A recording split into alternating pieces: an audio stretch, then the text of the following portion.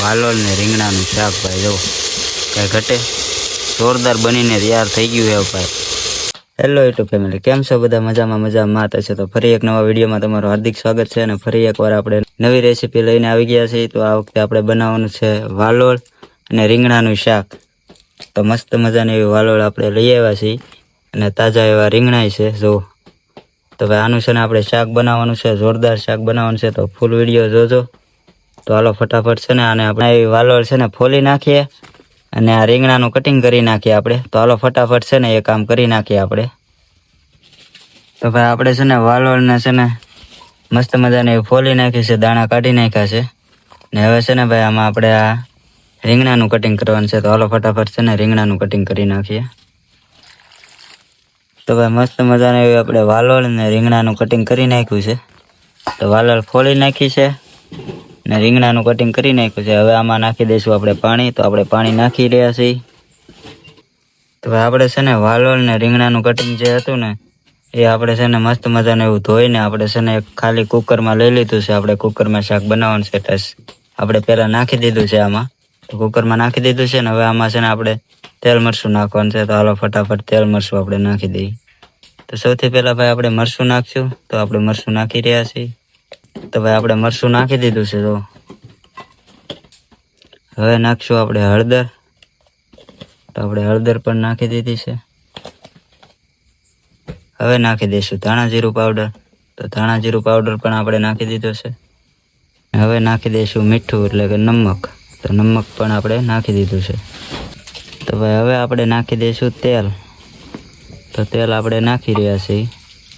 તો ભાઈ આપણે તેલ પણ નાખી દીધું છે। તો બધી વસ્તુ આપણે નાખી દીધી છે ને હવે નાખી દઈશું પાણી। તો ભાઈ આપણે પાણી પણ નાખી દીધું છે ને હવે છે ને આનું ઢાંકણું પેક કરી દઈશું આપણે અને દેશી ચૂલા પર છે ને પકવા વાર આવવા દઈશું। 2 થી 3 સીટી પાડવાની છે આપણે। તો હવે કુકરનું ઢાંકણું આપણે પેક કરી દઈશું અને દેશી ચૂલા પર મૂકી દઈશું। તો ભાઈ આપણે છે ને દેશી ચૂલો જગવી નાખ્યો છે તો અને તો છે ને હવે કુકર આપણે ચડાવી દઈશું ચૂલા પર। તો આપણે મસ્ત મજાનું એવું કુકર ચૂલા પર મૂકી દીધું છે ને હવે છે ને 2 થી 3 સીટી પાડવાની છે આપણે। ત્યાં સુધી છે ને આપણે રાહ જોઈશું।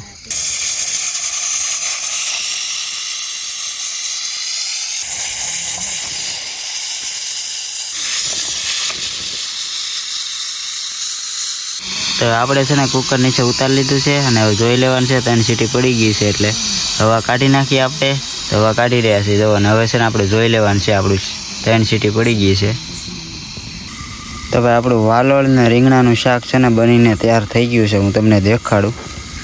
તો આપણે ઢાંકણ ખોલી નાખીએ અને આપણે જોઈ એકદમ તૈયાર થઈ ગયું છે ભાઈ મસ્ત મજાનું એવું વાલોળ ને રીંગણાનું શાક ભાઈ જો કાંઈ ઘટે જોરદાર બનીને તૈયાર થઈ ગયું છે ભાઈ।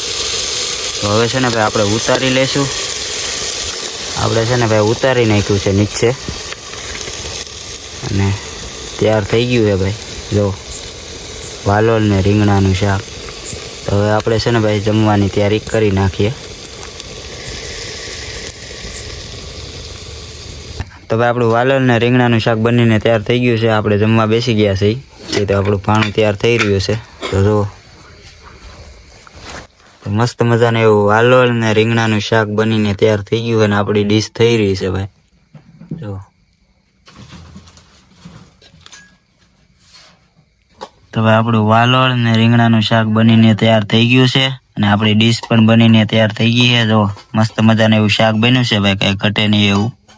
તો આવી જાઓ બધાય ભાઈ જમવા, સાથે છાશ પણ છે ને રોટલા છે ગરમા ગરમ। તો ભાઈ આવી જાઓ બધાય જમવા અને મસ્ત મજાનું એવું શાક બન્યું છે। તો એકવાર જરૂરથી તમે લોકો પણ ટ્રાય કરજો।